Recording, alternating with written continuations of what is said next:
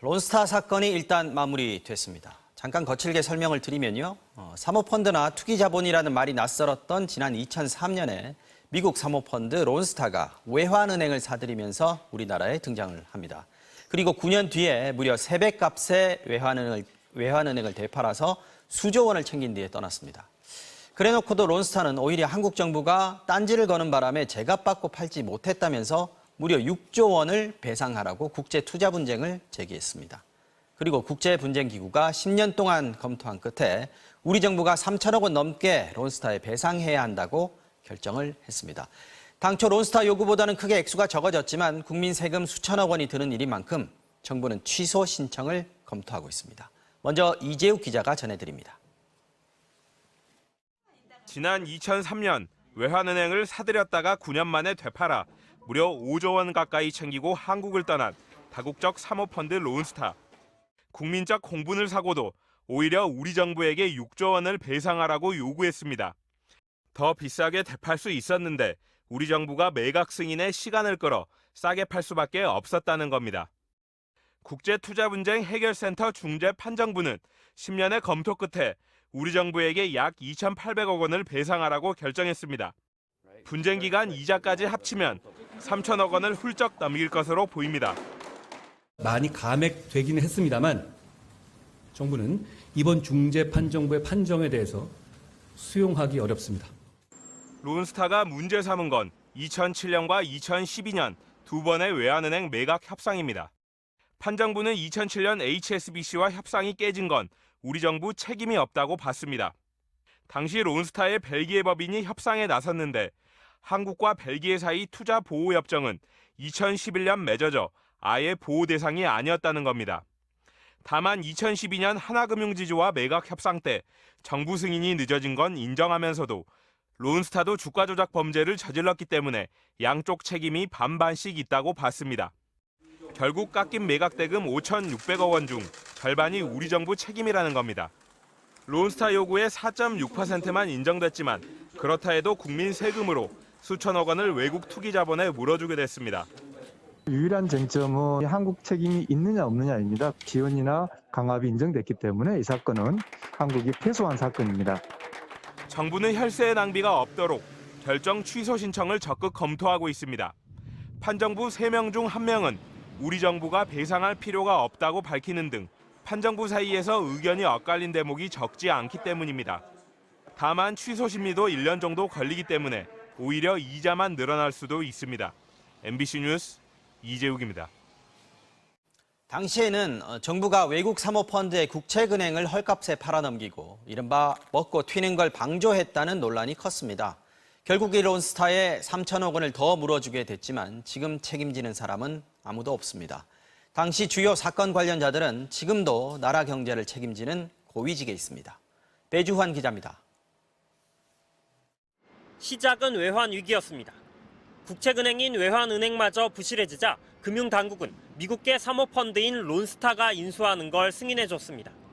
투기적 성격이 강한 사모펀드에 은행을 파는 건 은행법 위반이라는 논란이 벌어졌지만 정부 당국자들은 어쩔 수 없었다고 해명했습니다. 펀드에다가 국내 은행을 주고 싶은 사람이 누가 있겠습니까? 오죽했으면은 여기다가 할 수밖에 없겠다. 감사원이 불법이라고 결론 내렸고 대검 중수부까지 나서서 수사했지만 모두 무죄로 결론 났습니다. 론스타는 이 수많은 논란 끝에 결국 2012년 하나금융에 외환은행을 팔고 4조 6천억 원이라는 천문학적 수익을 챙겨 떠났습니다. 이미 주가 조작 사건으로 대주주 자격이 없는데도 금융당국이 이른바 먹튀를 방조했다는 논란이 일었습니다. 한국 정부의 책임이 인정된 부분에 대해서는 그 원인 행위를 제공한 어떤 책임 있는 자에 대한 어떤 규명이 필요하다고 생각합니다. 사건의 주요 인물들은 지금도 정부 고위직에 올라 있습니다. 론스타의 법률 대리인 김앤장의 고문이었던 한덕수 총리. 저는 개인적으로는 론스타에 개입한 적이 없어요. 이 하나의 그런 그 조치에 대해서는 저는 전혀 참여한 적이 없습니다. 인수 때 재경부 은행제도과장, 내각 때 금융위 부위원장이었던 추경호 부총리. 돌아간다면 론스타 사건에 대해서 후보자가 했던 결정을 지금도 똑같이 할 겁니까? 저는 그렇게 할 것 같습니다. 매각 당시 금융위 사무처장이었던 김주형 금융위원장. 거기에 따라서 만약 정말 책임질 일이 있으면 그거는 이제 그때 다시 논의를 하겠습니다. 세금으로 3천억 원을 더 물어주게 됐지만 누구도 책임지지 않고 있습니다. MBC 뉴스 배주환입니다. 다음 소식 전해드리겠습니다. 대장동 개발 비리 의혹을 수사하던 검찰이 성남의 또 다른 개발 사업이죠. 위례 신도시로 수사를 확대하면서 오늘 20여 곳에 대해서 대대적인 압수수색에 나섰습니다. 여러 가지로 닮은 꼴이라는 말들이 많았던 위례 신도시와 대장동 사업. 이 사업이 추진될 당시에 성남시장이 민주당 이재명 대표라는 것도 같은데 검찰이 이 대표를 향한 수사에 속도를 붙이는 모양새입니다. 손고민 기자가 취재했습니다. 서울 양재동 호반건설 본사에 검사와 수사관들이 들이닥쳤습니다. 호반건설이 시행을 맡았던 경기도 성남 위례신도시 개발 사업 자료를 압수했습니다. 위례신도시 사업 시행사와 자산관리업체, 분양대행업체와 관계자들의 자택까지 모두 20여 곳이 동시에 압수수색당했습니다. 위례신도시는 2013년부터 2016년 사이 성남시 창곡동 일대의 아파트 1,100여 세대를 공급한 사업입니다. 대장동 개발 의혹이 불거지면서 위례와 대장동이 판박이란 말이 나왔습니다. 위례 신도시에서 한번 재미를 본 뒤 판을 크게 키워 대장동에서 치밀한 계획하에 역대급 1억 청금으로 한탕 해먹었다는 얘기까지. 유동규 전 성남도시개발공사 기획본부장이 관여했고 남욱 변호사와 정영학 회계사 가족으로 보이는 사람들이 관계 회사의 이름을 올리는 등 대장동 핵심 인물이 그대로 등장합니다. 민관합동 개발로 성남도시개발공사가 사업을 시작하고 자산관리사가 사업을 따내 추진한 진행 과정도 닮은 꼴입니다. 두 사업 모두 이재명 더불어민주당 대표가 성남시장 시절 진행된 점도 역시 같습니다.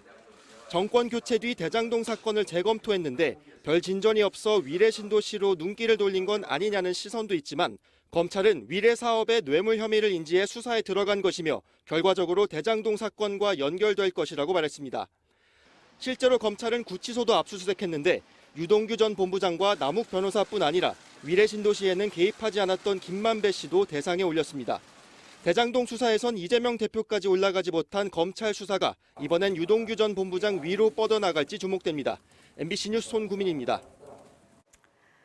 윤석열 대통령의 핵심 측근이죠. 국민의힘 장제원 의원이 윤석열 정부에서 어떤 임명직도 맡지 않겠다면서 사실상 이선 후퇴의 뜻을 밝혔습니다. 권성동 원내대표를 포함해서 윤핵관들에 대한 책임론이 제기되고 있는 걸 감안한 것으로 보이는데요. 이준석 대표는 의와 불의의 싸움이라면서 윤핵관에 대한 공격을 이어갔습니다. 유충환 기자가 취재했습니다. 국민의힘 장제원 의원이 오늘 SNS를 통해 최근 당의 혼란 상황에 대해 무한 책임을 느낀다며 이제 지역구와 상임위 활동에만 전념하겠다고 밝혔습니다. 그러면서 앞으로 윤석열 정부에서 어떠한 임명직 공직도 맡지 않겠다며 개파 활동으로 비춰질 수 있는 모임이나 활동 또한 일절하지 않겠다고 강조했습니다. 이른바 윤핵관의 핵심인 장 의원은 당의 비대위 전환을 사실상 주도한 걸로 지목되어 왔습니다. 하지만 법원의 가처분 결정을 통해 이것이 정치적 무리수였음이 확인되자 당내에선 윤핵관 책임론이 잇따라 제기됐습니다. 첫째, 원내 지도부가 사퇴할 수밖에 없다. 결단할 수밖에 없다. 둘째, 언론에 타깃이 된 분들 이선 후퇴할 수밖에 없다. 여기에 권 원내대표와의 갈등에 윤핵관 분화설이 확산되고 자신의 추천 인사들이 대통령실에서 잇따라 경질되는 등 잡음이 끊이지 않자 일단 이선 후퇴로 논란을 잠재우겠다는 건데 다른 윤핵관 의원들로 이선 후퇴론이 확산될지 주목됩니다. 이런 가운데 국민의힘은 이번 주부터 상임 전국위와 전국위를 잇따라 열고 추석 전인 다음 달 8일 새 비대위를 출범시키겠다고 밝혔습니다. 비대위 출범에 반대하며 당원 개정을 위한 전국위 소집을 하지 않겠다고 맞섰던 서병수 전국위 의장은 결국 사퇴했습니다. 제 소신과 생각을 어떻게 하면 지키면서도 걸림돌이 되지 않을 수 있는 방향이 있을까 하는 것을 고심한 끝에 이준석 전 대표는 서 의장의 사퇴 소식에 왜 책임져야 할 자들은 광분에서 소리 높이면서 소신 있는 사람들은 자리를 떠나야 하냐며 윤핵관에 대한 공격을 이어갔습니다. 또 영화 한산의 대사를 인용해 의와 불의의 싸움이 되어간다. 분노한 당심의 성을 쌓으려 한다며 당원 가입을 독려했고 가처분이 인용되면 사퇴한다고 말했다는 정미경 전 최고위원의 주장에 대해선 그런 낭만 섞인 결말은 가능성이 없다고 일축했습니다. MBC 뉴스 유충환입니다. 오늘 민주당 이재명 신임 대표와 국민의힘 권성동 원내대표가 상견례를 가졌는데요. 첫 만남에서부터 종부세와 내년도 예산을 놓고 팽팽한 기싸움을 벌였습니다. 민주당은 유능한 대안야당을 강조하면서 여당과의 차별화에 나섰습니다. 이 소식은 박윤수 기자가 전해드리겠습니다. 정기국회를 앞두고 만난 여야 대표. 두 사람 모두 민생 협치를 언급하며 화기애애하던 분위기는 권성동 원내대표가 종부세 협상을 꺼내면서 긴장감이 감돌았습니다. 1주택자 종부세 완화하겠다고 우리 대표께서 후보 시절에 이렇게 공약을 하셨는데 지금 협상이 진행 중에 있습니다. 저는 종부세 문제에 대해서는 당에 좀 가급적 협력적 입장을 좀 가지라고 지금 이미 좀 얘기는 하고 있습니다. 그렇다고 우리 원내대표께서 지나치게 과도한 그 욕심을 내지 마시고요. 이재명 대표도 윤석열 정부가 내놓은 내년도 예산안에 대한 비판으로 응수했습니다. 영구 임대주택 예산을 5조 6천억이나 삭감해버렸다는데 그렇게 하면 그분들 어디 갈 데가 없잖아요. 초대기업이나 슈퍼리치들 그 감세를 13조 원인가 16조 원인가 한다는데 그런 걸 하지 말고 그 민주당의 철학과 우리의 그런 재정운영 철학이 다르기 때문에 앞서 최고위원회에서도 이 대표는 임대주택과 지역화폐 예산 삭감, 쌀값 폭락 문제를 일일이 지적하며 정부 여당에 날을 세웠습니다. 비정한 예산안이다. 그런 생각이 들었습니다. 안타까운 서민들에 대해서 예산을 늘려가지는 못할 망정 정말 상상하기 어려울 규모로 삭감한 것이 도저히 이해가 안 됩니다. 민주당도 민생은 민주당이라는 주제로 정기국회 대응 의원 워크숍을 열고 납품단가 연동제 등 22개 입법과제 처리를 내걸었습니다.